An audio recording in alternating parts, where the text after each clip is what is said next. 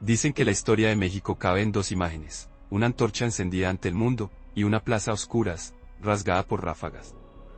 La primera brilla olímpica, perfecta. La segunda, húmeda de miedo. En medio, un hombre de mandíbula apretada, corbata exacta y pasos medios, Gustavo Díaz Ordaz. ¿Cómo llegó alguien tan puntilloso con el orden a presidir un país tan ruidoso? ¿Y qué dicen sus vínculos con las mujeres, la esposa silenciosa, las periodistas tenaces, las estudiantes insumisas, las madres que no soltaron la foto de sus hijos, sobre el poder que abrazó y el que temía? Nacido en 1911 en San Andrés Chalchicomula, Puebla, un lugar de viento áspero y estaciones que se sienten en los huesos, aprendió pronto que el mundo premia a quien no tiembla. Hay niños que se refugian en la imaginación, él se refugió en la disciplina. Ojos vigilantes, cuadernos sin tachones, letras derechas. Donde otros jugaban a los trompos, él afinaba el instinto de quien cuenta los pasos entre una puerta y otra. La familia, sobre todo las figuras femeninas, le enseñó una lección práctica: la casa no se sostiene sola, hay que apretar, hay que cuadrar, hay que imponer rutinas. Esa escena íntima, la de los pisos encerados y los relojes que nunca se atrasan, será el molde de su política. Y, sin decirlo, también el molde de sus afectos. Porque en la vida de Díaz Ordaz, las mujeres no son adorno, son espejo, certeza, desafío o sombra. La maestra que elogiaba su caligrafía y lo miraba como se mira a un niño que ya es adulto por dentro, la madre que ajustaba los manteles. Como si enderezar la mesa enderezara el destino, la joven que, años después, le sostendría la mirada cuando él firmara un decreto que le parecía injusto, la esposa de silencios densos que, ante las cámaras, parecía siempre más comprometida con el país que con el retrato de familia. Ahí, en ese cruce, se teje una trama donde el orden es promesa y amenaza, y el amor una sala de espera con luz blanca. Estudiante de Derecho en Puebla, fue el alumno que no suspira por la gloria sino por la exactitud. En la biblioteca, lo imaginas inclinando el cuerpo sobre el papel con esa paciencia quirúrgica del notario que sabe que una coma donde no va puede costar un territorio, un presupuesto, una vida. Hay quien nace para el discurso, él nació para el reglamento. Ese temperamento, un poco de juez, un poco de contable, un poco de relojero, lo empuja a la administración pública como un tren a su riel, directo, sin titubeos, sin romanticismos. Subió de puesto en puesto con la parsimonia del que no celebra, solo tacha pendientes. En ese ascenso, un afecto discreto, Guadalupe Borja. No fue la esposa que llena titulares con vestidos o frases brillantes, fue la que cuida la agenda como si fuera un jardín japonés. 2 pasos atrás, jamás fuera de foco. Su presencia delineaba los contornos del hombre que, puertas adentro, prefería la regularidad, horarios, comidas sin extravagancias, salones ordenados. No hay aquí el telón de escándalo que la rumorología quisiera, hay privacidad blindada, silencios que dicen, no hablemos de lo que no aporta, pactos de pareja en los que la intimidad se defiende del mundo con la misma dureza con la que él defendía la gobernabilidad. Si algo revelan sus escenas domésticas, es esta ecuación: cariño es control, compañía, sistema. Pero la historia de México no se cocina en comedores privados. Se cocina en oficinas con ceniceros repletos y puertas que solo se abren hacia adentro. Como secretario de Gobernación, el laboratorio del poder, Díaz Ordaz entrenó una sensibilidad de sismógrafo: captar vibraciones, anticipar grietas, sofocar incendios invisibles. Y a ese laboratorio comenzaron a llegar voces que no eran las de siempre. Voces de mujeres. La telefonista que reportaba llamadas raras a medianoche, la periodista que preguntaba más de lo que el guión sugería, la estudiante que escribía panfletos con tinta que manchaba las manos de esperanza y desvelo. En esos ojos femeninos, no vio lo privado, vio neuronas de la plaza pública. Y tomó nota. Aquí el relato se vuelve cinematográfico. Imagina un país que se mira al espejo y se quiere moderno. Rascacielos que estiran el cuello, un metro que perfora las entrañas de la ciudad para que el tiempo rinda, grandes proyectos que anuncian un México con brillo de catálogo. En esa vitrina, las mujeres están dejando de ser coro y están empezando a ser protagonistas, universitarias que toman clase al lado de varones incrédulos, obreras que negocian sin bajar la voz, maestras que reescriben programas, pintoras que huyen del cliché de la musa. Y, claro, una primera dama que encarna el deber de sonreír sin prometer nada, Guadalupe Borja, sobria, casi geométrica, cuídalos. Gestos como si cada ángulo de su barbilla pudiera desencadenar una nota diplomática. Su relación con Gustavo es, de alguna manera, la del país con el orden, necesaria, pero exigente. Sin gritos, con directrices. El hombre que había hecho de la prudencia su brújula llega a la presidencia en 1964. No es el líder de la carcajada, es el de la firma. Sabe que un país no es una orquesta que se dirige solo con la batuta, también necesita metrónomo. Y él lo trae instalado de fábrica. La modernización avanza, los puentes se inauguran, los discursos son bloques rectangulares sin fisura. Pero en el subsuelo, algo tiembla. En las cafeterías donde se leen novelas europeas, en las asambleas donde las manos femeninas no piden permiso para levantar la voz. En la prensa que se atreve a preguntar por qué se arregla el escenario mientras se descuida el patio trasero. Las mujeres en su vida pública dejan de ser nudos de corbata al margen del encuadre. Son una presencia que obliga a enfocarse, la escritora que convierte el rumor en testimonio, la fotógrafa que encuadra un rostro herido.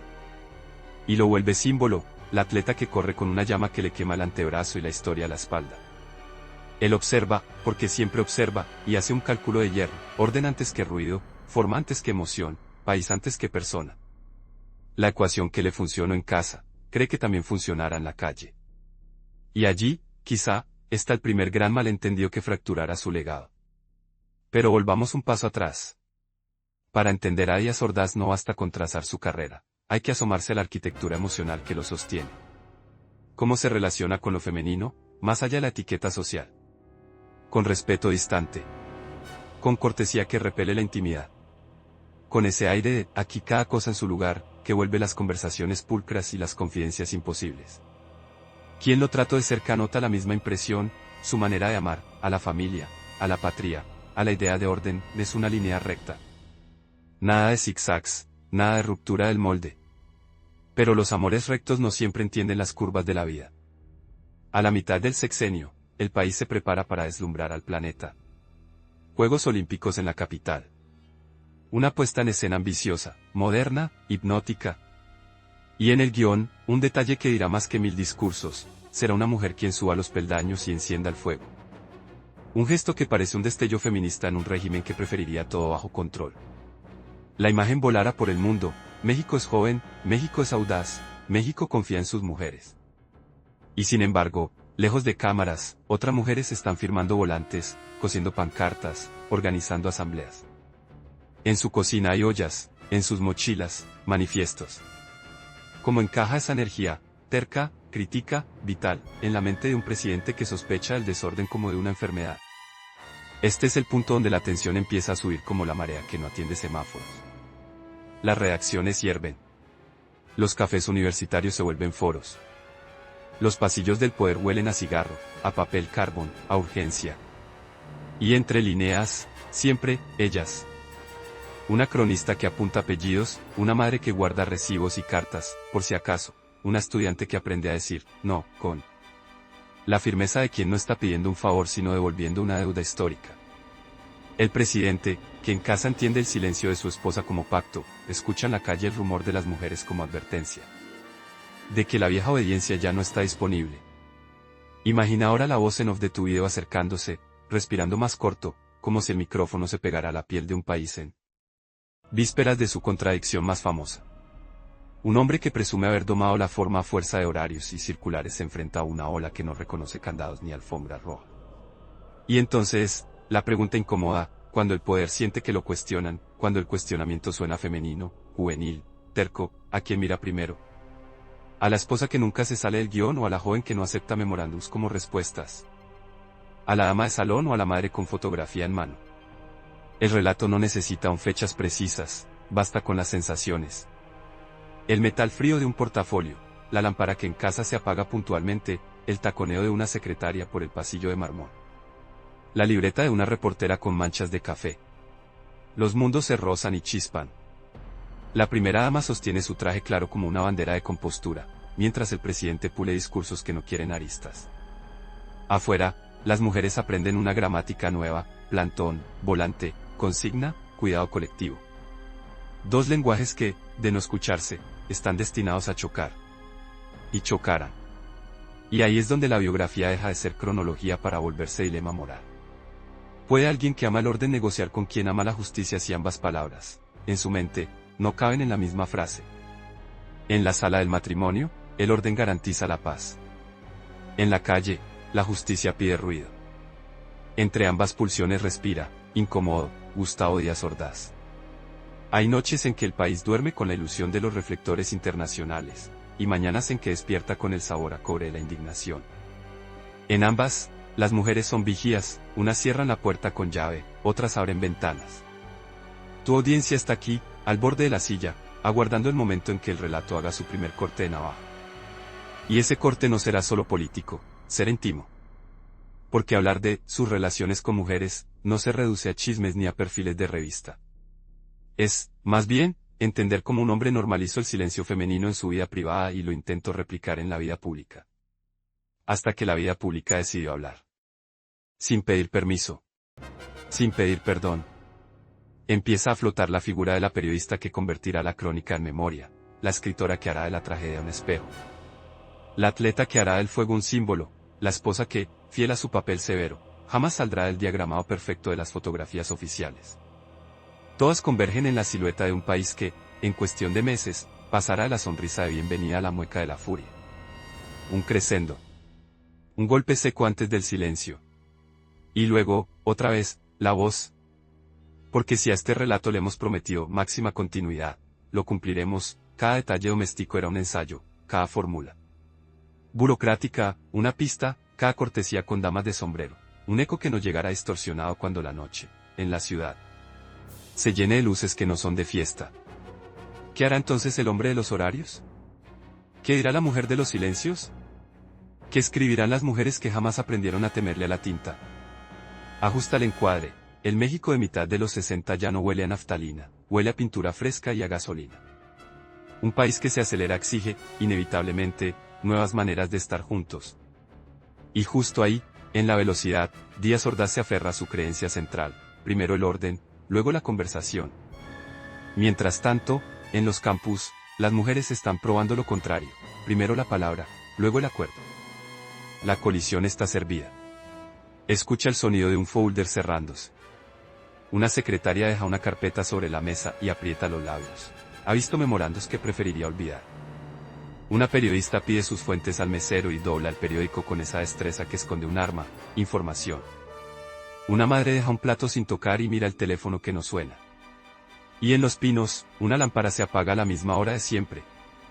La puntualidad es un credo, la historia, una hereje. Si la historia de un hombre se entiende por las huellas que dejan otras vidas, habrá que revisar las que dejó en las mujeres que lo rodearon, la esposa que dominó el arte de decir mucho con una inclinación de cabeza, las funcionarias que aprendieron a traducir su rigidez en decretos, las periodistas que se hartaron de comunicados con olor a tinta fresca, las estudiantes que hicieron del miedo una tarea reprobada. En esa polifonía, Gustavo Díaz Ordaz parece menos un individuo que una pregunta, ¿qué cuesta el orden cuando se paga con la voz? Dicen que la historia de México cabe en dos imágenes, una antorcha encendida ante el mundo, y una plaza a oscuras, rasgada por ráfagas. La primera brilla olímpica, perfecta. La segunda, húmeda de miedo. En medio, un hombre de mandíbula apretada, corbata exacta y pasos medios, Gustavo Díaz Ordaz. ¿Cómo llegó alguien tan puntilloso con el orden a presidir un país tan ruidoso? ¿Y qué dicen sus vínculos con las mujeres, la esposa silenciosa, las periodistas tenaces, las estudiantes insumisas, las madres que no soltaron la foto de sus hijos, sobre el poder que abrazo y el que temía? Nacido en 1911 en San Andrés Chachicomula, Puebla, un lugar de viento áspero y estaciones que se sienten en los huesos, aprendió pronto que el mundo premia a quien no tiembla. Hay niños que se refugian en la imaginación, él se refugió en la disciplina. Ojos vigilantes, cuadernos sin tachones, letras derechas. Donde otros jugaban a los trompos, él afinaba el instinto de quien cuenta los pasos entre una puerta y otra.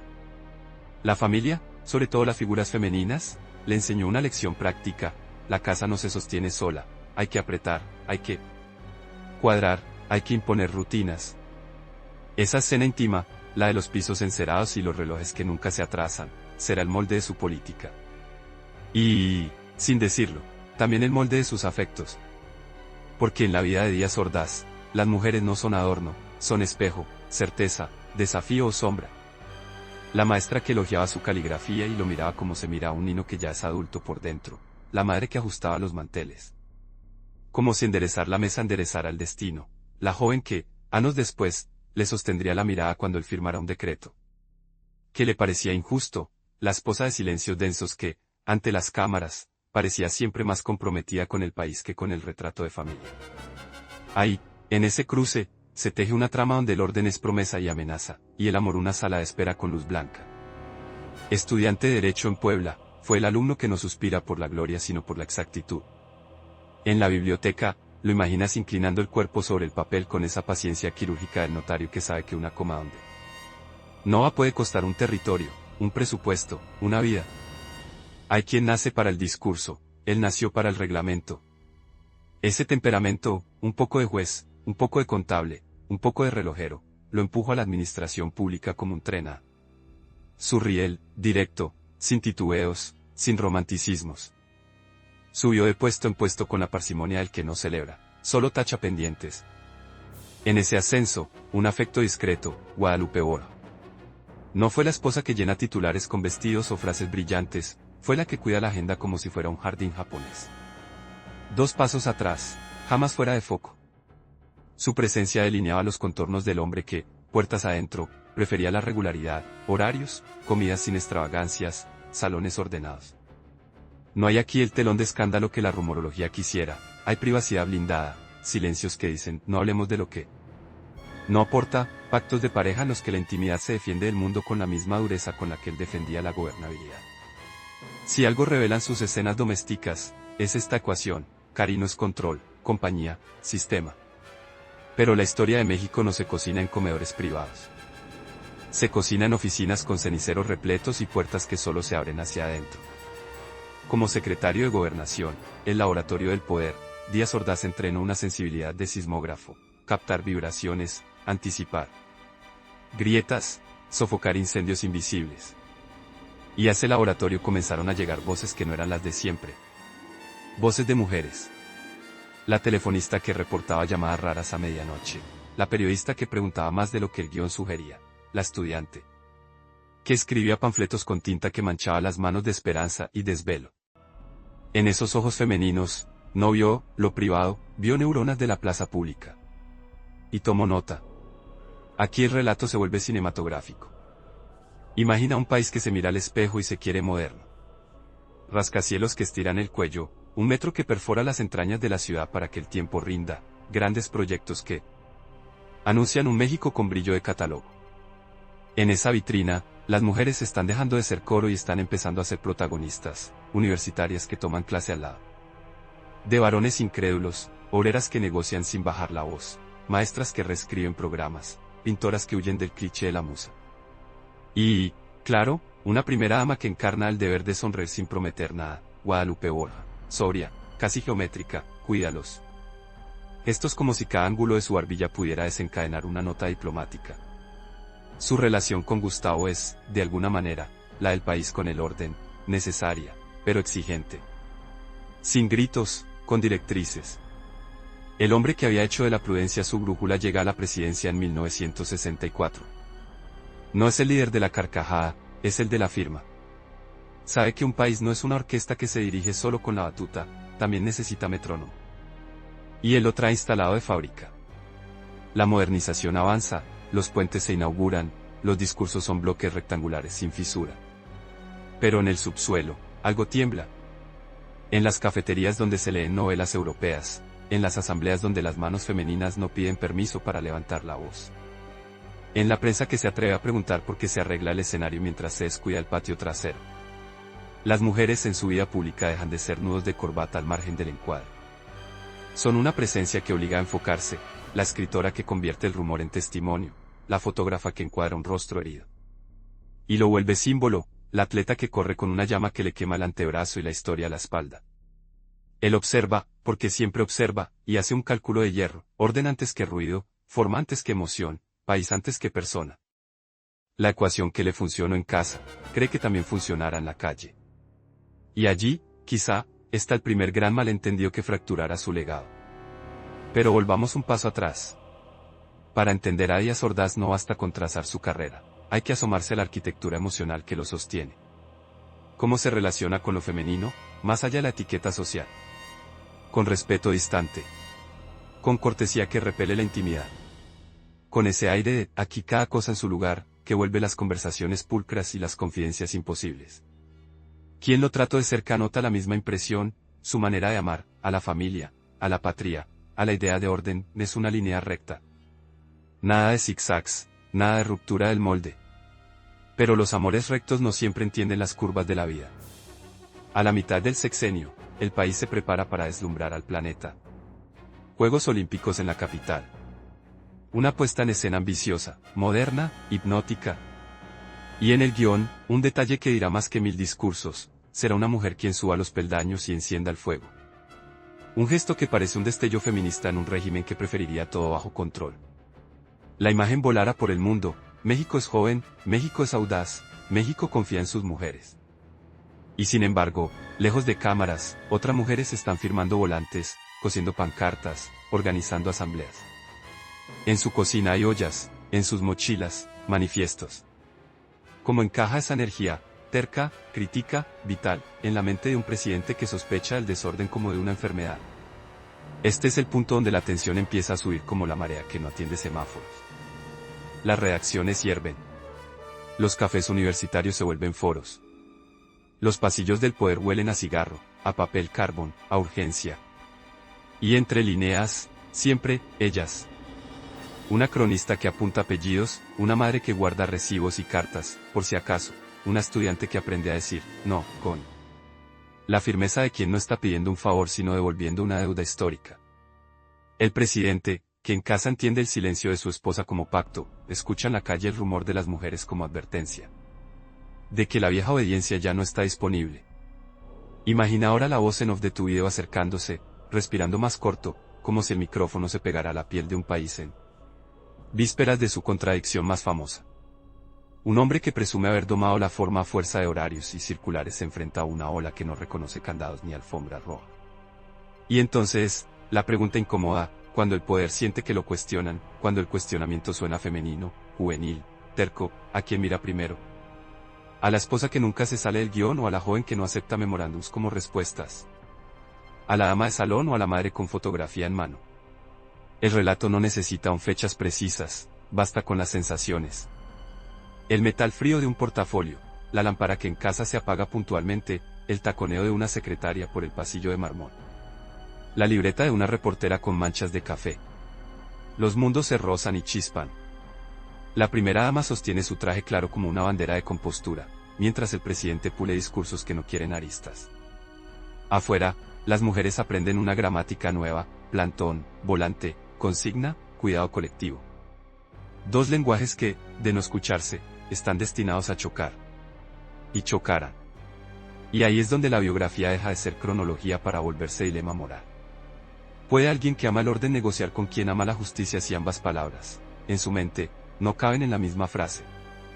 En la sala del matrimonio, el orden garantiza la paz. En la calle, la justicia pide ruido. Entre ambas pulsiones respira, incómodo, Gustavo Díaz Ordaz. Hay noches en que el país duerme con la ilusión de los reflectores internacionales, y mañanas en que despierta con el sabor a cobre de la indignación.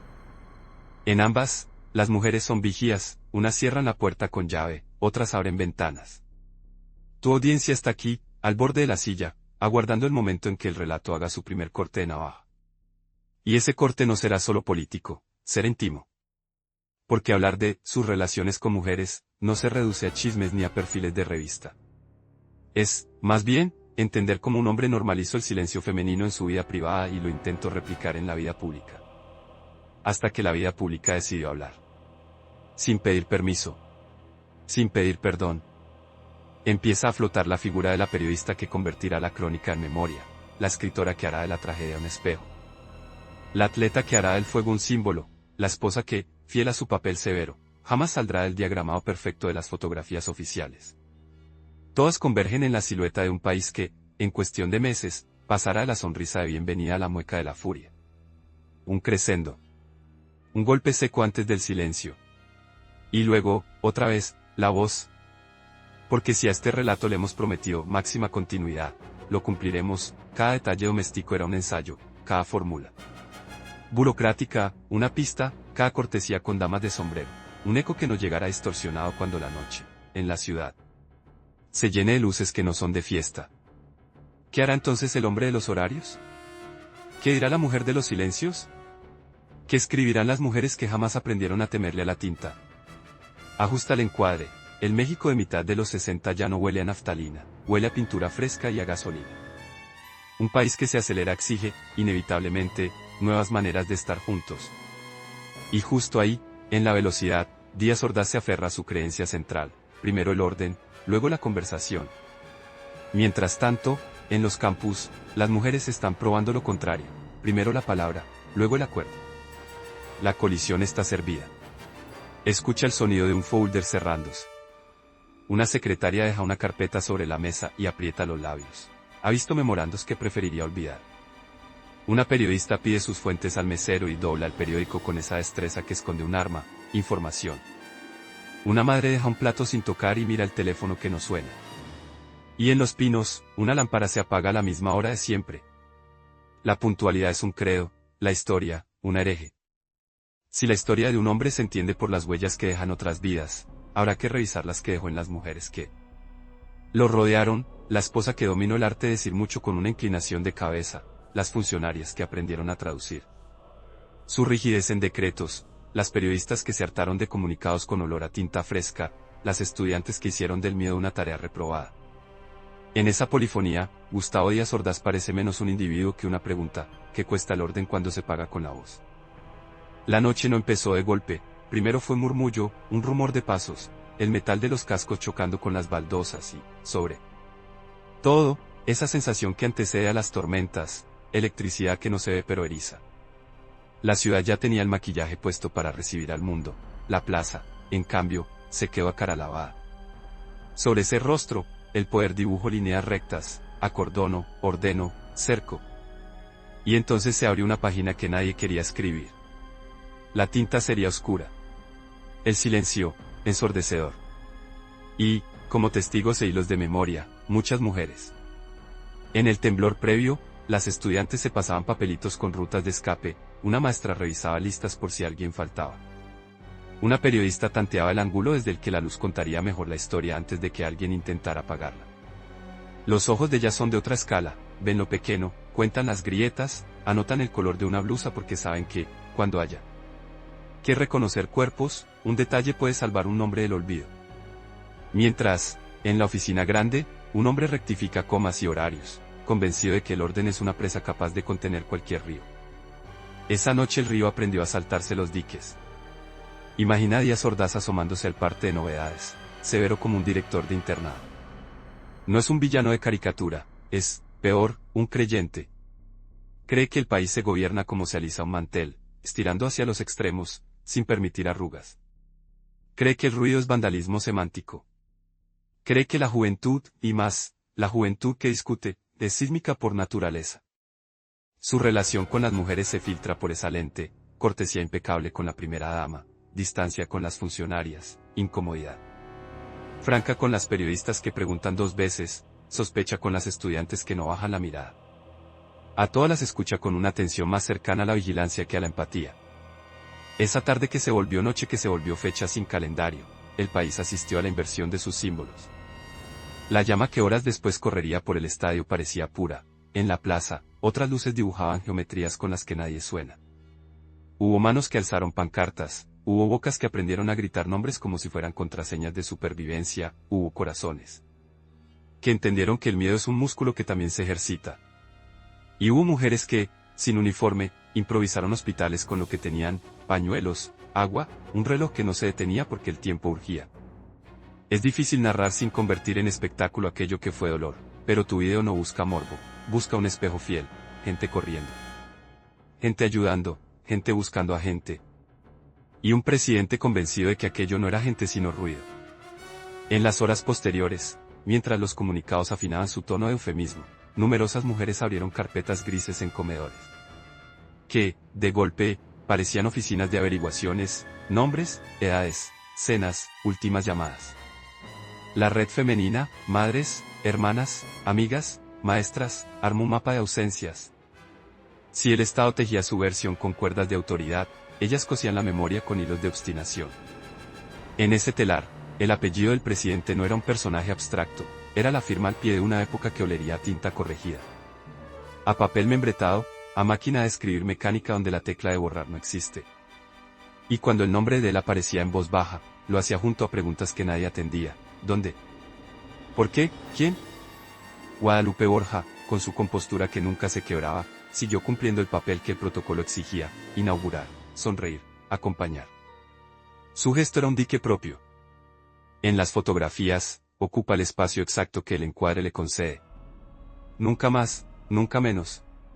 Si hubo noches en que los relojes de los pinos marcaban la hora de un país con dolor de garganta, en la residencia se preservaba la coreografía del orden, cenas medidas, visitas discretas, flores en jarrones que no delataban potros desbocados. Su relación con Gustavo, en ese tramo, fue una alianza de mármol, sólida, silenciosa, sin fisuras visibles. Ella no dio entrevistas que incomodaran. Él no permitió que la intimidad se filtrara al rumor. Es posible que ahí se esconda una paradoja: la solidez de ese matrimonio sostenía, hacia afuera, la idea de un mundo domesticado. Pero la calle, ese animal imprevisible, ya había aprendido a morder. Quien quiera entender la tensión de aquel sexenio debe recorrer oficinas forradas de madera oscura donde se redactaban discursos con una meticulosidad casi caligráfica. Las palabras elegidas eran un sellado de seguridad. Cada estabilidad tapaba inconformidad, cada armonía cubría divergencia. Las mujeres de prensa lo notaron. Varias reporteras, que hasta entonces recibían invitaciones a té y fotos con primeras damas, empezaron a escribir desde otro lugar: el de la sospecha profesional.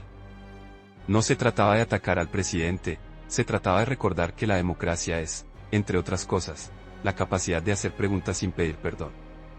En redacciones con humo de cigarro y máquinas Olivetti, más de una periodista tecleó con furia contenida, sabiendo que su editor quizá limaría filo, pero que, de a poco, iban a cambiar la música de fondo. En las escuelas normales de maestras, en los patios de universidades, se reorganizaron círculos de lectura donde la palabra derecho dejó de parecer un sustantivo inerte y se volvió verbo conjugable. Las jóvenes sabían que su lugar no era el de comparsa de barítonos, era el de voces con timbre propio.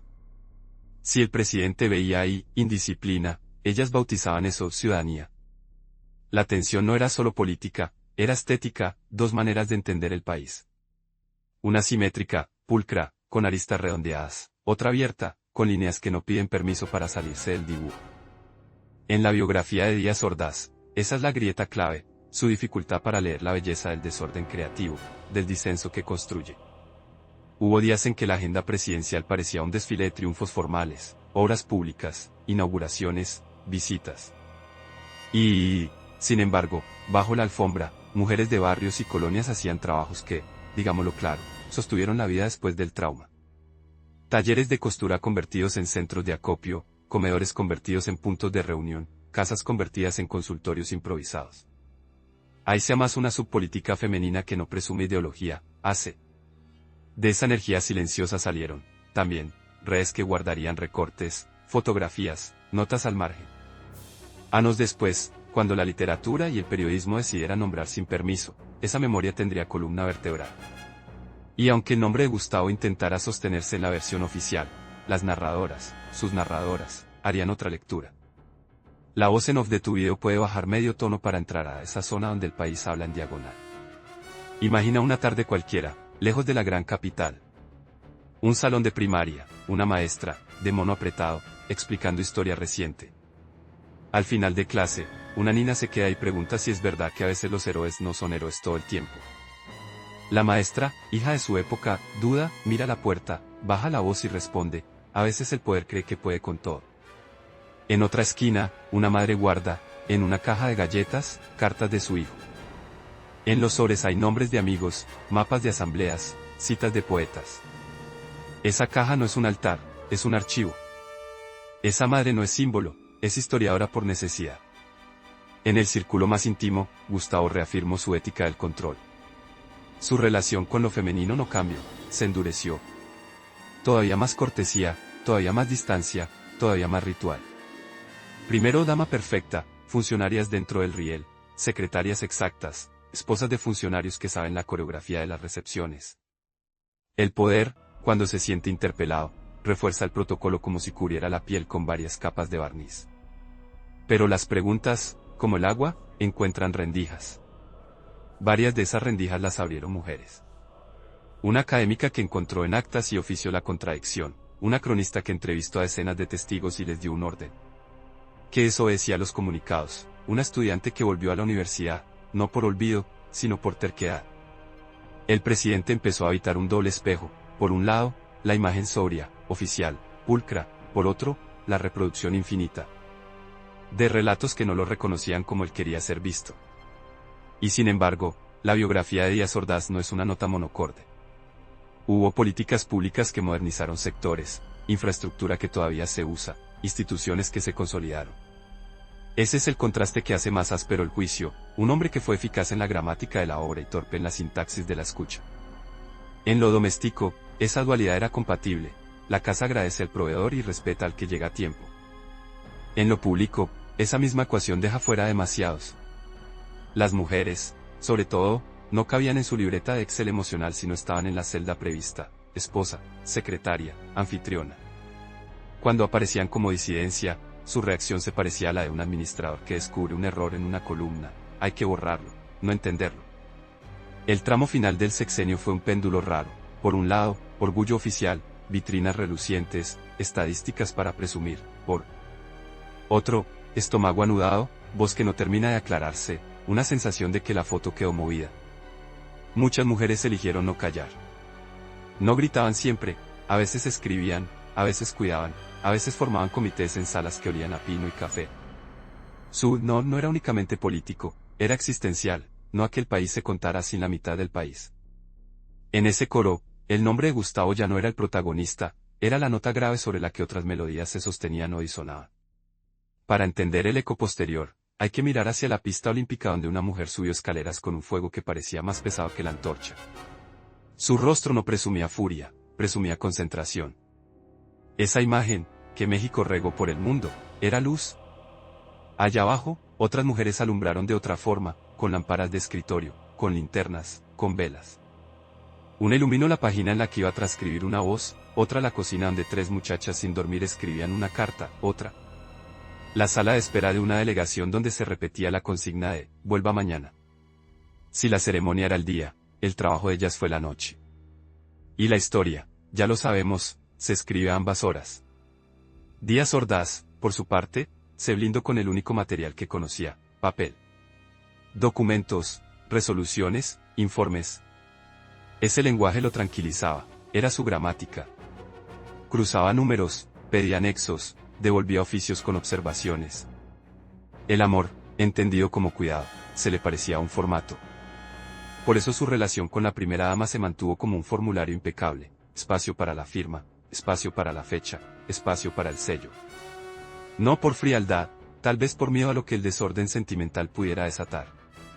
En cambio, la vida de las mujeres fuera del palacio empezaba a moverse con velocidades nuevas. El feminismo, que en México ya tenía sus pioneras, adoptó un gesto más directo, menos reverencia, más pregunta, menos salón, más calle. Ese contraste dibuja el retrato psicológico de un presidente que percibía el cambio como amenaza, no como oportunidad. El ano se cerró con balances que intentaron poner cifra a lo que se resiste a los números.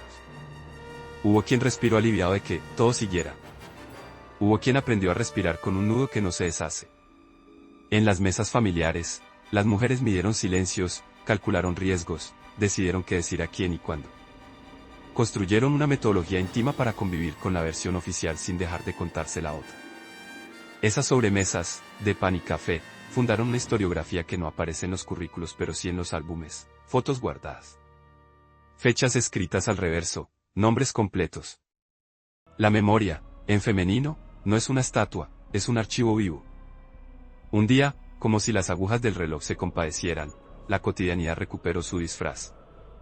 Vendedores ambulantes volvieron a pregonar, tranvías a crujir, oficinas a llenar ceniceros. En la cúpula, la vida siguió su itinerario administrado.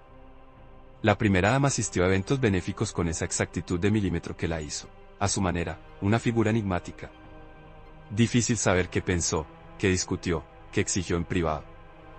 Pero su presencia construyó un lenguaje, el de la compostura absoluta ante la tormenta. Ese fue el modelo femenino que el poder quiso sostener, la mujer fuerte que no pregunta en público. Afuera, en cambio, otras ensayaban su fuerza de otra manera, preguntar sin pedir permiso. La biografía avanza como un tren que, de pronto, atraviesa túneles. En esos túneles, la voz en off debe bajar casi al susurro. En los pasillos del palacio, una funcionaria sin reflectores corrige un borrador y decide no suavizar una palabra. En una redacción, una reportera marca con rojo una frase que sería más amable pero menos verdadera.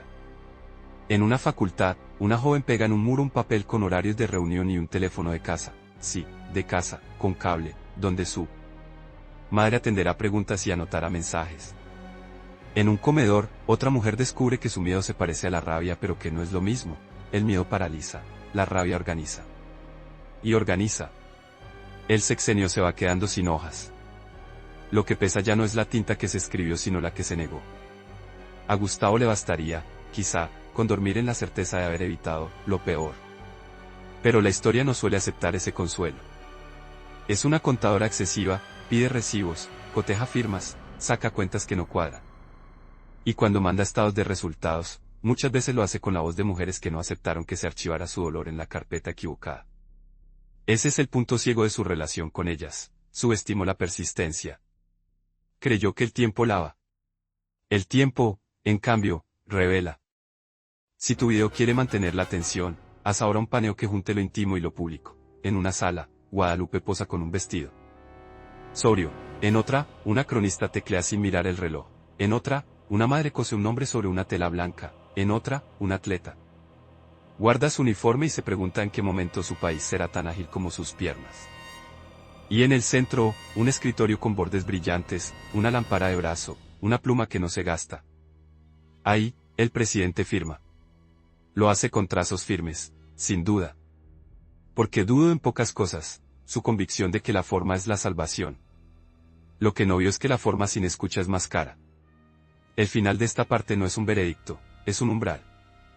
Falta mirar lo que pasó cuando la banda presidencial cambió de hombro y el apellido quedó sin el escudo de armas. Falta seguir a Gustavo cuando el protocolo se adelgaza y solo queda el hombre que sabe, todavía, contar pasos y corregir comas.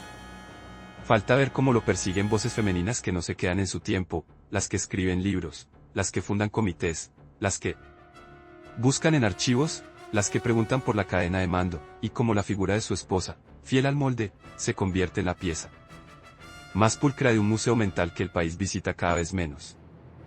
Falta entender el precio íntimo que se paga por sostener el orden a contracorriente del rumor del mundo. Hay finales que no suenan a cierre, sino a pasillo largo. Cuando la banda presidencial dejó su hombro, Gustavo se quedó con su instrumento favorito, el expediente. Afuera, el país respiraba de otra manera, adentro, él seguía oyendo un metrónomo. La vida sin escoltas, sin redolantes ni fotógrafos. Le reveló que el poder es un traje con forro áspero, cuando te lo quitas, la piel necesita aprender a estar a la intemperie.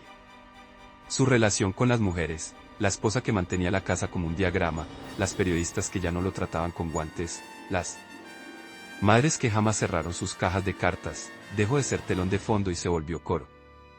Un coro que no pedía permiso para entrar en la sala. Imagina la primera mañana de retiro, la taza humeante, el periódico con titulares que ya no le pertenecen, el teléfono que suena menos.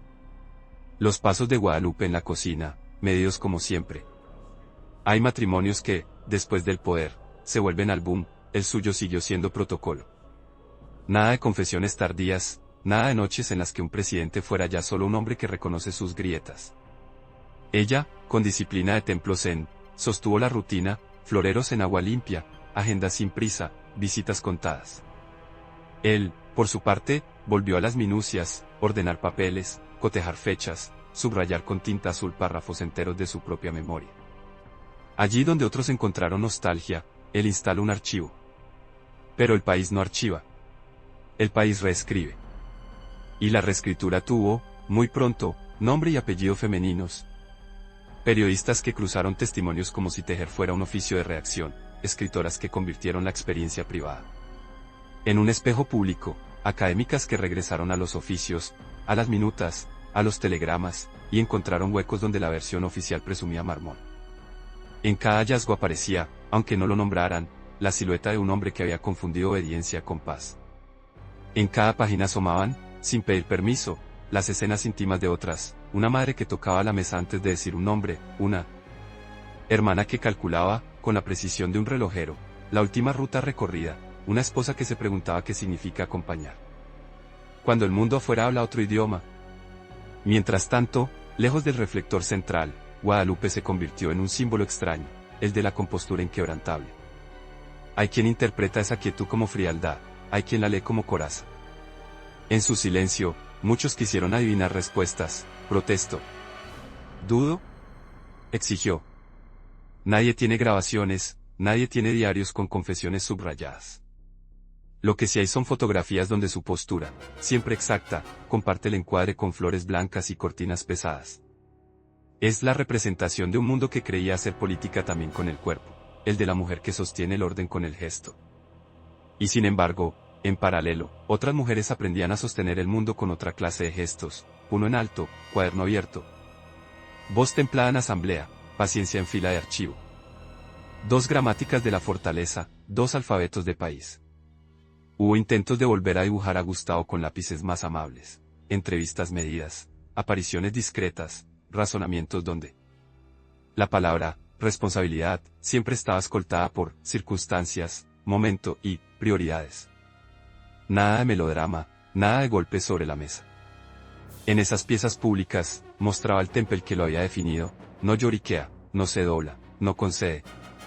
Pero fuera del texto controlado, lo seguían las preguntas, las mismas que las mujeres, sobre todo las mujeres, se encargaban de no dejar morir. ¿Quién ordenó? ¿Por qué así? ¿Qué se pudo hacer distinto? ¿Dónde están los huecos de esa lógica que, con pretexto de salvar el conjunto, sacrificó las piezas más frágiles del tablero? La insistencia no tenía perfume de vendetta, olía a método. En esa etapa, el país vivía una metamorfosis que él percibía como desorden, nuevas voces en la prensa, un feminismo más articulado. Universidades que ya no aceptaban el viejo paternalismo como pedagogía. Lo femenino dejaba de ser una categoría de protocolo para transformarse en una fuerza política, cultural, ética. Y si algo define a los tiempos nuevos, es que ya no pedían permiso para sentarse en la mesa, se sentaban. Ahí, el exmandatario aparecía como un invitado incómodo de una conversación que jamás quiso tener. Podías verlo en los bordes de la escena, con su dignidad de funcionario de hierro, mirando la mesa como quien observa un plano mal trazado, demasiadas voces, demasiadas curvas, demasiados paréntesis.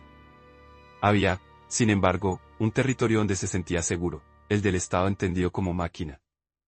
A veces conversaba con antiguos colaboradores, a veces recibía visitantes que querían escuchar la versión desde adentro.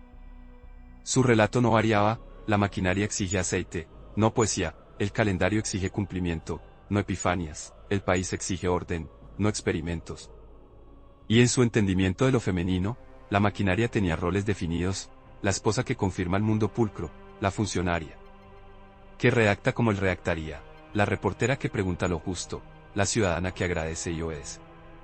Todo lo demás, la escritora que disiente, la activista que incomoda, la madre que coloca un retrato sobre la mesa del funcionario. Era ruido que había que amortiguar. Pero el ruido, cuando es memoria, es música. No se cancela, se aprende. Ese fue el gran desfase entre su biografía y su época. Las mujeres no exigían un lugar decorativo en la historia, exigían ser autoras. Y lo fueron.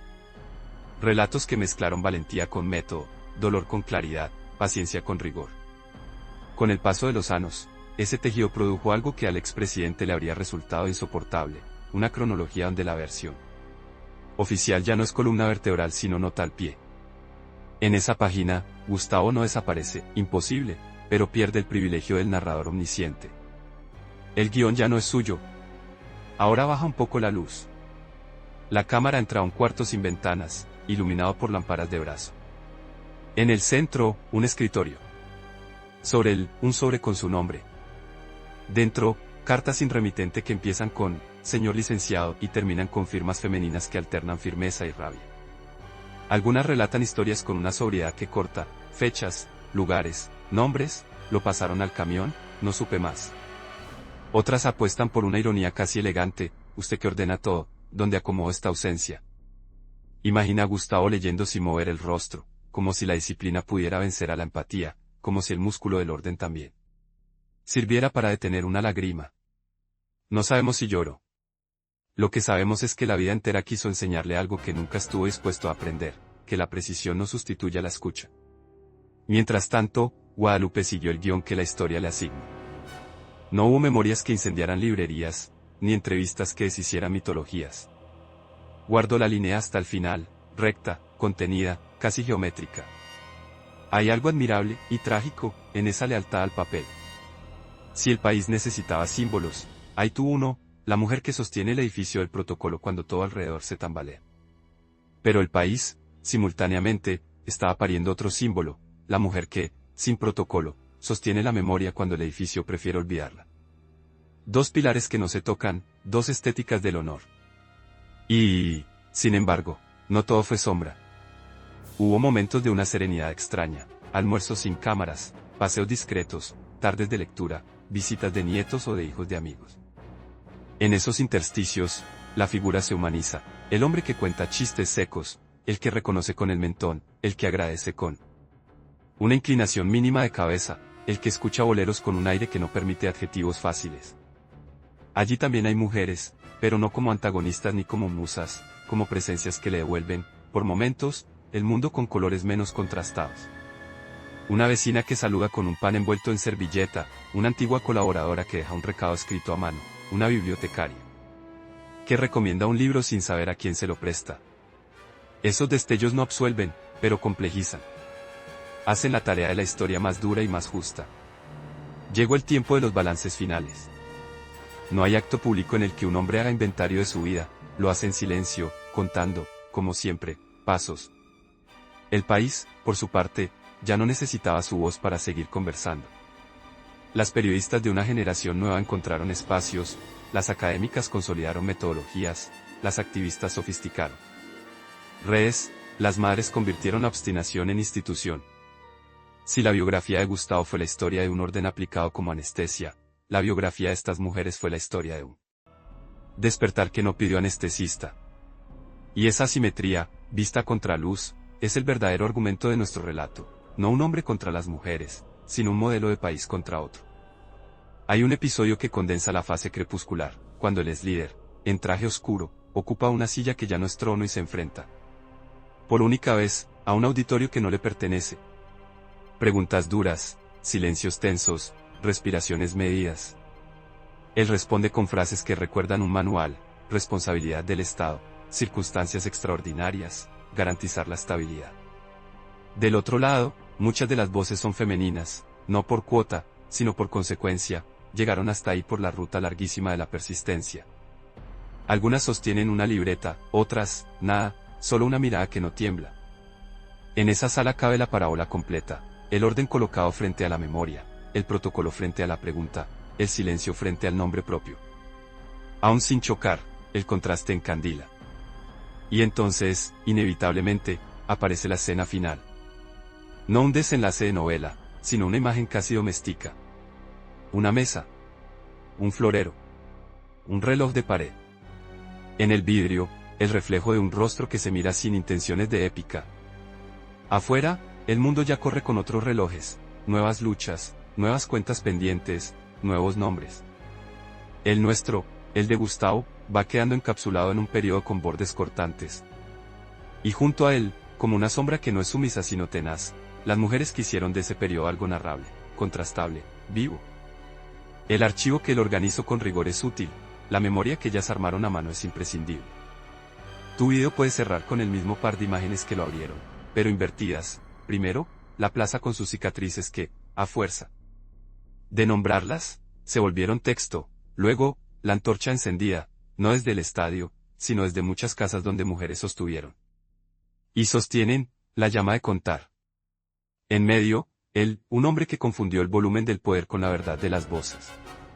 Su relación con las mujeres, no como anécdota, sino como sistema, fue el espejo que se negó a mirar de frente, cuando le devolvía rostro. Él veía ruido, cuando le devolvía preguntas. Él oía insolencia, cuando le devolvía memoria. Él leía desorden.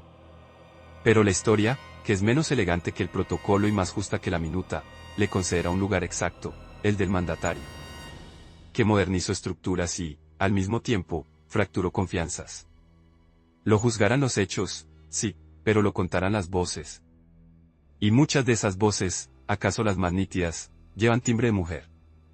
Queda, para tu audiencia, una invitación que no es consigna ni veredicto: aprender a leer El País en plural. Mirar el expediente y el cuaderno, el discurso y el testimonio, el decreto y la carta doblada en 4. Reconocer que la estabilidad que no escucha se vuelve estatua, que el orden que no conversa se vuelve pared, que el poder que no se deja narrar por quien lo padece se vuelve mito mudo.